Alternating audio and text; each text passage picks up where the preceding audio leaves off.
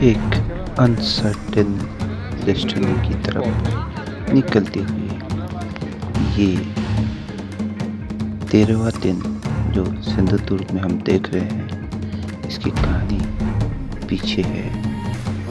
और जब आप पूरा एपिसोड देखेंगे तो आपको पता चलेगा कि 3 मित्र एक अचानक दौरे से निकले और कहाँ घूम आए। तो चलिए शुरू करते हैं आज के इस फ्रेश एपिसोड में, एक डेस्टिनेशन।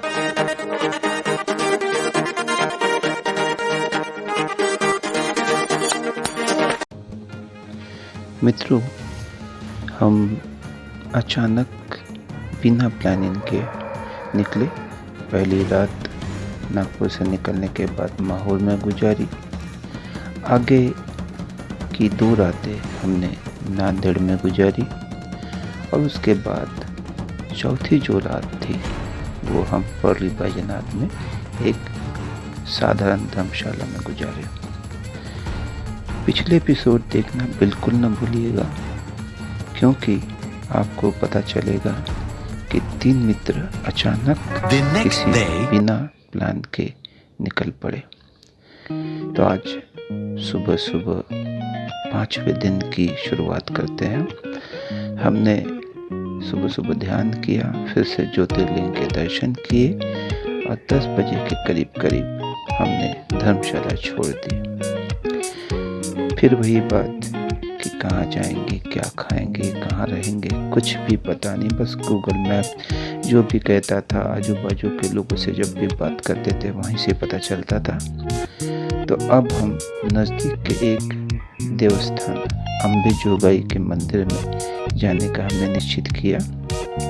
करीब 1 घंटे का रास्ता था और यहाँ से हमने दर्शन करने के बाद हम निकले और आगे का रास्ता फिर पता नहीं। फिर किसी से पूछने के बाद पता चला कि तुळजापुर भवानी ये एक नज़दीक का डेस्टिनेशन है और हम तुळजापुर भवानी के लिए भवानी के तुळजापुर निकल पड़े। करीब 2 घंटे लग गए हमको वहाँ पहुँचते। रास्ता काफ़ी अच्छा था और दोपहर, लेकिन वहाँ जब घूमे तो बहुत गर्दी और बहुत ज़्यादा होटल महंगे थे। सोचा तो था यहाँ रुकेंगे और उसी गर्दी के चलते हमारे ज्ञानेश्वर जी ने सोचा कि मैं मंदिर में नहीं आऊँगा। केवल मैं और दिनेश, ये हम उतने भीड़ के बावजूद भी अंदर गर्दी में गए मंदिर में। भवानी माता के दर्शन किए और उसके बाद हमने छत्रपति शिवाजी महाराज का दरवाज़ा भी देखा, जहाँ से आकर के माता भवानी ने उनको तलवार दी।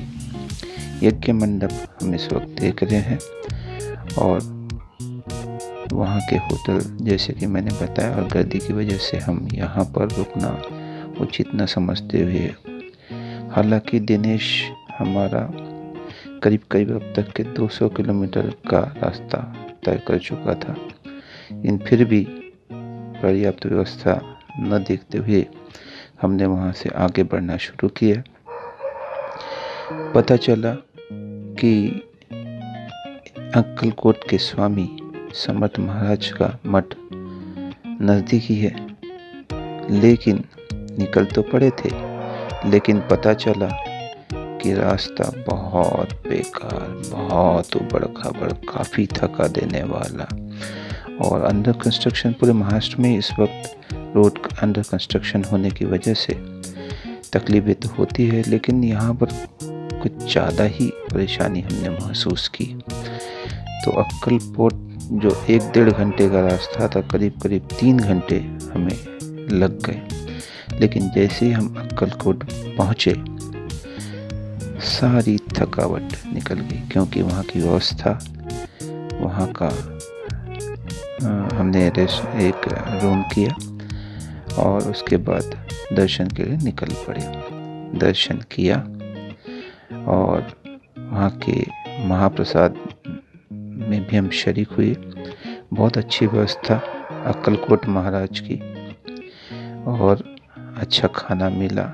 शांति से जाकर के रूम में हम सो गए। दूसरे दिन की तैयारी। दूसरे दिन सुबह सुबह उठ करके फिर ध्यान किया और करीब करीब 10 बजे वहाँ से निकल पड़े। ध्यान किया, दर्शन किया। अब इस बार हमारे ज्ञानेश्वर जी, जो कि एक अपने पिताजी, उनके पिताजी वारकरी संप्रदाय से थे, तो उन्होंने बताया कि यहाँ से पंढरपुर बहुत नज़दीक है और हमने पंढरपुर निकलना चाहिए। तो पूरे रास्ते भर हमने भक्ति गीत सुनते सुनते पहुँच गए पंढरपुर। एक धर्मशाला की नहाए धोए और हम तुरंत विट्ठल रुक्मिणी भगवान के दर्शन करने निकल गए। वहाँ से निकल करके हम जो इस्कॉन का जो मंदिर है, जो नदी के उस पार, चंद्रभागा नदी के उस पार है, वहाँ पर गए, प्रभुपाद घाट। और फिर हम लोग अलग अलग ध्यान करने चंद्रभागा नदी के किनारे बैठ गए। मैं इस वक्त ध्यान करने बैठा हूँ। ध्यान हो गया है और ध्यान करने के बाद जो शांति के साथ मैं ये वीडियो शूट कर रहा हूँ, इसके बाद हमने खाना खाया और अपने जो जैन धर्मशाला है वहाँ पर हम निकल पड़े और आराम कर लिया रात का। इसके बाद हम जैन धर्मशाला जाते हैं और वहाँ आराम करते हैं। दूसरे दिन का जो प्लान है वो सुबह डुबकी लगाए हमने, और डुबकी लगाने के बाद काफ़ी फिर से मंदिर के दर्शन किए। मतलब दूसरी बार था ये हमारा डुबकी लगाने वाले मंदिर से, और आकर के रूम में सो गए। शाम को हम तुलसी वृंदावन बाग, जो कि पंढरपुर का प्रसिद्ध दर्शनीय स्थल है, वहाँ पर बहुत आनंद आया। एक एक संत की कहानी उकेरी हुई दीवारों पर, और एक झील के किनारे यह गार्डन बना हुआ है।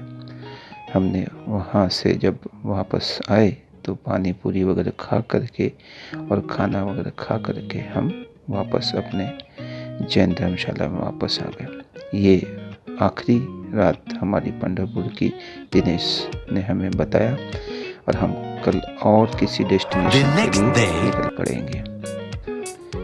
आज फिर हमने डुबकी लगाई, फिर भगवान विट्ठल के दर्शन किए और आगे के निकल पड़े नए डेस्टिनेशन के लिए।